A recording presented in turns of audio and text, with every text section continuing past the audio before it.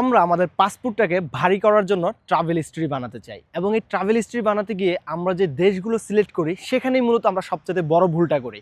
আমরা মনে করি যে কোনো দেশ ঘুরলেই হয়তো বা আমার পাসপোর্টটা অনেক ভারী হয়ে যাবে, আমি ফার্স্ট কান্ট্রি দেশগুলো অ্যাজ লাইক ইউরোপ আমেরিকার দেশগুলোর মতো দেশে ঘুরতে যাইতে পারবো, আমাকে চাইলে ভিসাটা দিয়ে দিবে। এখানে হচ্ছে আমাদের মেন ভুল। আসলে আমরা যে ট্রাভেল হিস্ট্রি করার জন্য দেশগুলো বেছে নেই সেখানেই রয়েছে আমাদের সবচেয়ে বড় সমস্যা। এই দেশগুলো বেছে নেওয়ার ক্ষেত্রে আমাদের যে জিনিসটা ফোকাস রাখতে হবে, আমরা চাই যে যেমন অ্যাজ লাইক আমরা এখন কাতারে আছি, আমরা সৌদি আরব, কুয়েত, দুবাই, বাহারাইন এই দেশগুলো ঘুরতে চাই। আসলে এই দেশগুলো এতটাও আপনার জন্য ভ্যালুয়েবল হবে না আপনার ইন্টারন্যাশনালি অন্য দেশে বা ইউরোপ আমেরিকা যাওয়ার জন্য। আপনি যে দেশগুলোর মধ্যে ঘুরতে পারেন তার মধ্যে অন্যতম হচ্ছে সিঙ্গাপুর, মালয়েশিয়া, থাইল্যান্ড, ইন্দোনেশিয়া। বিশেষ করে মালয়েশিয়া, থাইল্যান্ড, ইন্দোনেশিয়া এই তিনটা দেশ আপনি ঘুরতে পারেন আপনার পাসপোর্টটাকে একবারে সর্বোচ্চ লেভেলের ভারী করার জন্য।